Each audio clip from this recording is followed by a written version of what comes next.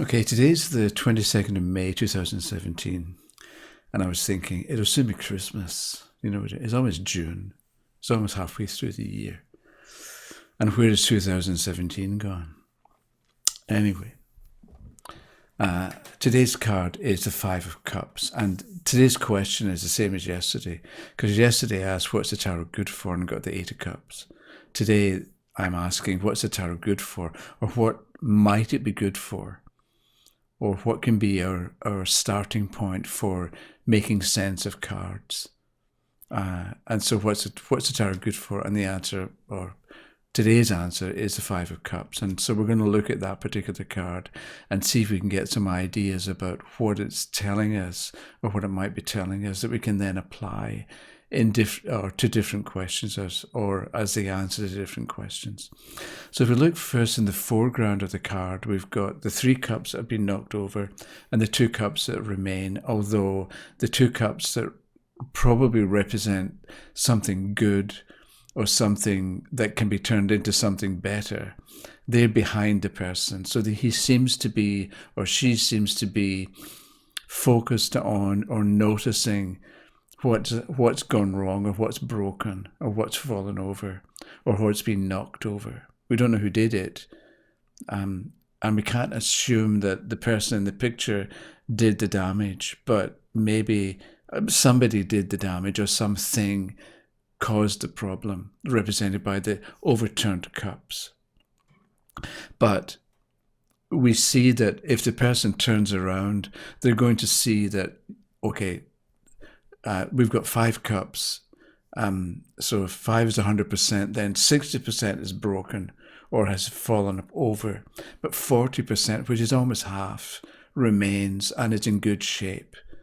So it could be with the tarot, it's telling that when things go wrong or when things don't work out the way we want or when we're presented with a difficulty, if it can show us how to turn 180 degrees and identify what is good or what remains or what's still possible. Again, it depends on the question that's asked, what words we would use to express that idea. But what's the tarot good for? Maybe it shows us how to change or what direction in which to change. And we can discover that actually quite a lot remains that is good or that can be turned into something better. If the odds had been like 90% has gone wrong and only 10% remains, or there's only a tiny little bit that's still left, we would have got a different card. Right? We would have maybe got the 9 or the 10 of swords. If you're really up against it, we could say that you would get the 9 or 10 of swords, or maybe the tower reversed, like a card like that, because some cards are or paint a more difficult picture than others, right? So with the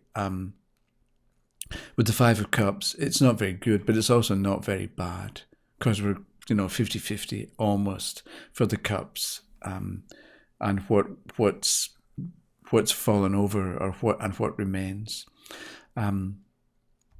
But so I'm saying that we can't assume that the person in the picture knocked over the cups, because we don't always create our own problems. Well, maybe ultimately we do, but sometimes somebody does something stupid and we have to clear up the mess. And this can be what is involved with the Five of Cups, that you come across a problem that you didn't have a direct hand in creating, and yet you still have to clean it up or fix it or make it better. And that's the kind of thing that can happen as well. So we can't assume that the questioner, caused the problem. But if we want to know, or if the questioner wants to know why did it happen, maybe we look at those three cups that have been knocked over and we say that it happened because of too much celebration or excess or relying on luck and not enough hard work, because three cups have been knocked over, and we can take the idea of the Three of Cups and the celebration in it and say the celebration went wrong, or there was too much desire for celebration before the time had arrived when it was justified.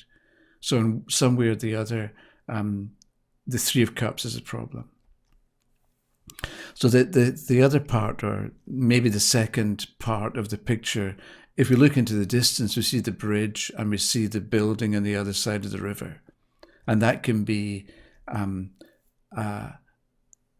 what's also involved, or what the questioner also ought to consider in the answer to the question. On the one hand, there's what's right in front of you right now and what's wrong, what didn't work, and what can or should be done about it. But also, the distance can represent distance in space as well as time. So that bridge and the building in the future can represent the future. So once you've moved on, and once you're actually doing what has to be done, or involved in the process, or whatever it happens to be, and we can contrast with with the Eight of Cups that we looked at yesterday, where we see the person, he's left the 8 cups behind and he's halfway, let's say, or he's partway towards the goal, he's moved on. But with the 5, you're still at the starting point, and maybe you haven't begun yet. So with the 5 of Cups, it's important to clear your mind and to settle down and have a positive starting point. But once you've done that, once you've got an idea of where you want to go, let's say, or how you're going to achieve what you want to achieve, then you start moving on. But later, once you've actually begun the journey, because we've got the river and the bridge in the future, you're going to find that you come to an obstacle or a barrier at some point in your journey. So at that point, it's important to, when you find a barrier, look for a bridge, because there's going to be one there. Or it's a mistake probably if you come to a barrier or an obstacle and think back to this starting point where things were bad, or things were wrong, or things hadn't worked.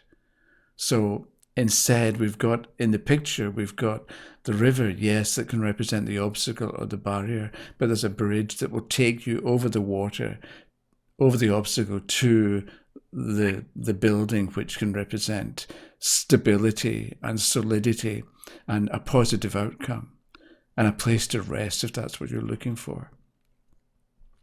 So when you come to an obstacle, rather than be overwhelmed by the obstacle or assume that it's not going to work, look for a bridge.